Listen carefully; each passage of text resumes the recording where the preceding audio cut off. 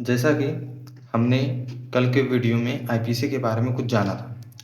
चलिए आज हम आईपीसी के बारे में और कुछ जानते हैं, उसके बैकग्राउंड के बारे में, इसकी हिस्ट्री के बारे में। चलिए, हमने यहाँ तक जान लिया था कि आईपीसी 1860 में ब्रिटिश लॉ मेकर्स जो विधि निर्माण होते हैं उनके द्वारा पास किया गया था। ठीक है। और उसके 2 साल बाद ये पूरे भारत में लागू किया गया। इस प्रोसीजर के द्वारा, प्रक्रिया के द्वारा हमने अपराधों को तथा अपराध करने वालों को दंड देना प्रारंभ कर दिया। ठीक है। और अपराधों को हमने परिभाषित किया कि अपराध होते क्या है, क्या होता है, चोरी क्या होता है, डकैती क्या होता है, किसी के साथ धोखाधड़ी क्या होता है। इन सभी के बारे में आईपीसी के बारे में आईपीसी में दिया गया था। आज हम पढ़ेंगे कि आईपीसी बीएनएस किस प्रकार बना। तो अब हम समझते हैं कि ये जो आईपीसी है वो ब्रिटिश के द्वारा 1860 में लागू किया गया था। तो हम सभी जानते हैं कि समाज एक परिवर्तनशील है, वो हमेशा परिवर्तन होते रहता है, उसमें थोड़ा थोड़ा धीरे धीरे।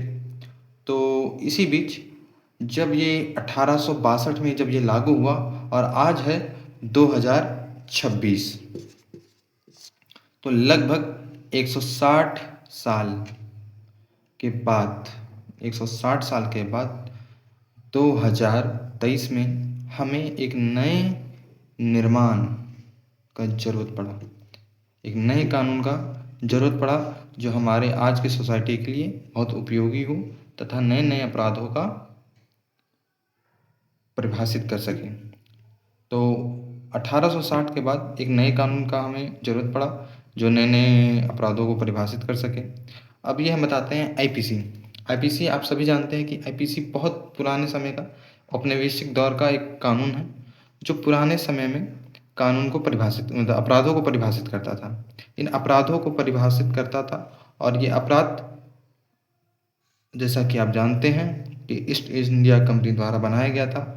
और ये ईस्ट इंडिया कंपनी हमारे क्रांतिकारियों को दबाने के लिए इन आईपीसी का प्रयोग करते थे और उन्हें जो भी क्रांति करते थे उन्हें आईपीसी के अंतर्गत दंडनीय अपराध घोषित कर दिया जाता था।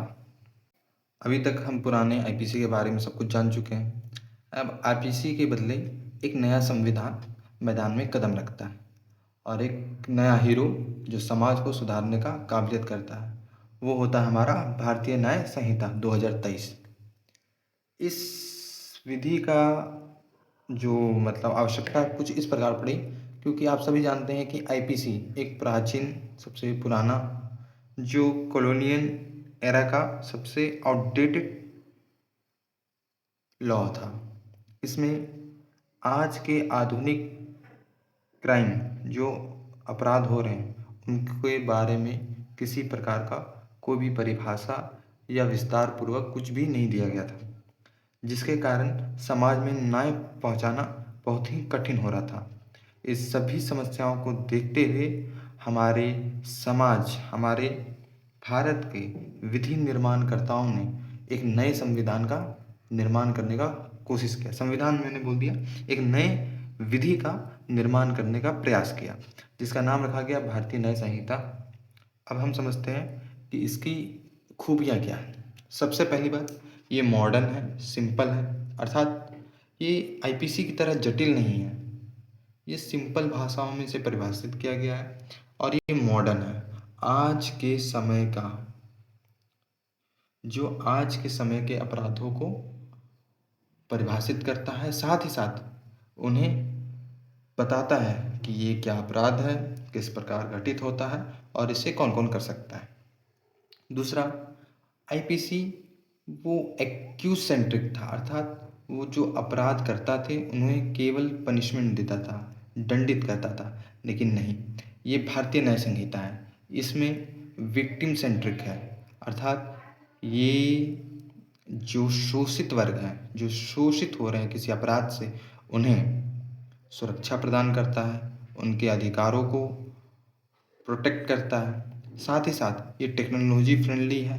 आज के समय में सभी लोग ने कंप्यूटर, लैपटॉप, नए नए नेटवर्कों का इजाद किया है, जिसके कारण से बहुत सारे अपराध इनके द्वारा भी घटित हो रहे हैं। तो इनको संभालने के लिए न्याय में मतलब समाज में न्याय व्यवस्था करने के लिए इसे आधुनिक उपकरणों का, आधुनिक विज्ञान का प्रयोग किया गया है। साथ ही साथ इन्हें आधुनिक अपराधों को भी परिभाषित किया है ताकि न्याय हमेशा और हर समय सभी को मिल सके, चाहे वो किसी प्रकार का भी हो।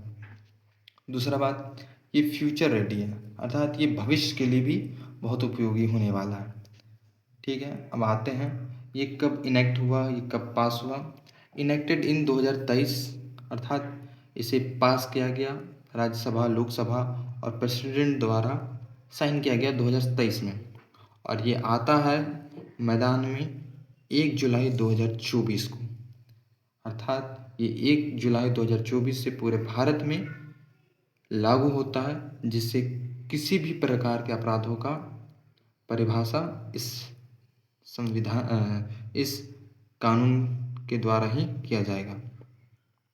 शॉर्ट में हम कहें तो आईपीसी 1860 कॉलोनियन और आउटडेटेड था, जिसे समाज में निरर्थक और इफेक्टिव वे से निरर्थक था और इसे कुछ प्रभाव ज़्यादा नहीं पड़ता था।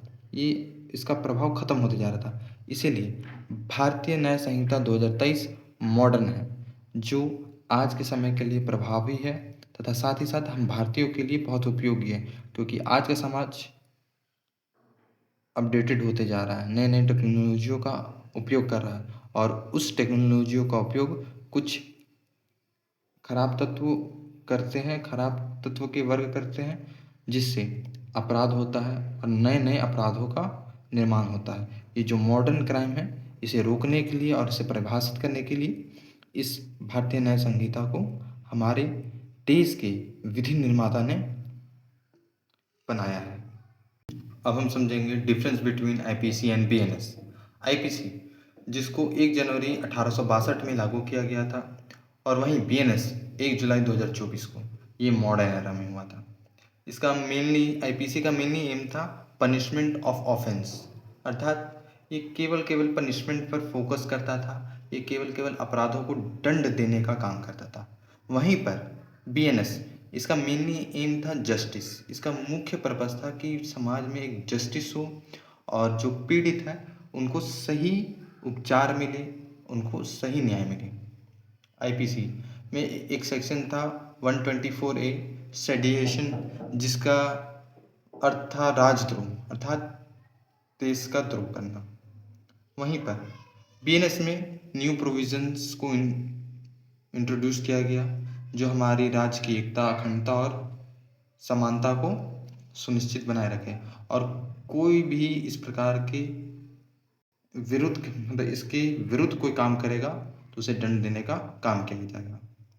साथ ही मेनली इम्प्रिजमेंट, इसका जो पनिशमेंट दिया जाता था आईपीसी में, मेनली इम्प्रिजमेंट, फाइन और डेथ का ही पनिशमेंट था। लेकिन वहीं पे बीएनएस में, भारतीय न्याय संहिता में, कम्युनिटी सर्विस जैसे एक नए पनिशमेंट को लाया गया है एक ऑफेंस के लिए।